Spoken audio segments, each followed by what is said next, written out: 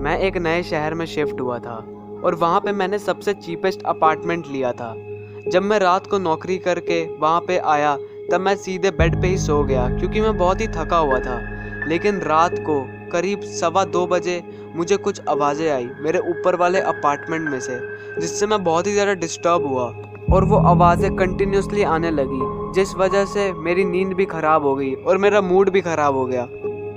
उस दिन मैं किसी तरीके से मैनेज करके तो सो गया, लेकिन अगले दिन वो सभी चीज़ें फिर से रिपीट होने लगी और अगले दिन फिर से वैसी ही चीज़ें रिपीट होने लगी। तो मैंने डिसाइड किया ऊपर वाले अपार्टमेंट के ओनर से बात करने को और अगले दिन फिर मैं उधर गया। जब मैंने उधर गेट खटखटाया तब मैंने देखा कि अंदर एक बूढ़ी औरत थी जिसने गेट खोला। उन्होंने मुझे अंदर इनवाइट भी किया तो मैं अंदर गया। उन्होंने मुझे चाय दी और बिस्कुट भी दिए जो कि उन्होंने खुद बनाए थे और मैंने उन्हें अपनी प्रॉब्लम के बारे में बताया। उन्होंने बोला कि वो आगे से ध्यान रखेंगी कि वैसी आवाज़ें ना आए। लेकिन उन आंटी में कुछ तो अजीब था, मैं उसे अपने शब्दों में बयान नहीं कर सकता, लेकिन वो मुझे अंदर से ही फील हुआ उन आंटी के बारे में। उसके बाद मैं अपने अपार्टमेंट में वापस चला गया, लेकिन उस रात जब मैं सो रहा था तब फिर से मुझे वैसी ही आवाज़ें आने लगी।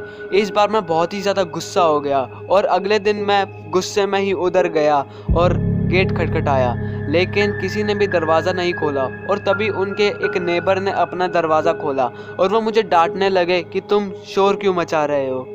मैंने उन्हें उन आंटी के बारे में बताया और ये भी बताया कि उनके अपार्टमेंट में से रात को बड़ी अजीब सी आवाज़ें आती हैं, लेकिन उन्होंने मुझसे कहा कि वहाँ पे 10 साल से कोई भी नहीं रहता।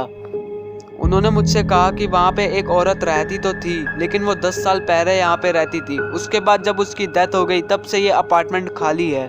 उन्होंने मुझसे ये भी कहा कि बहुत सारे लोग उधर ये चीज़ कहते हैं कि इस अपार्टमेंट में से रात को काफ़ी अजीब सी आवाज़ें आती हैं, लेकिन मेरा यकीन करो कि वहाँ पे कोई भी नहीं रहता। मैंने उन अंकल से कहा, लेकिन मैंने तो उन्हें देखा था। तो उन अंकल को गुस्सा आ गया और उन्होंने मुझे वहाँ से भगा दिया।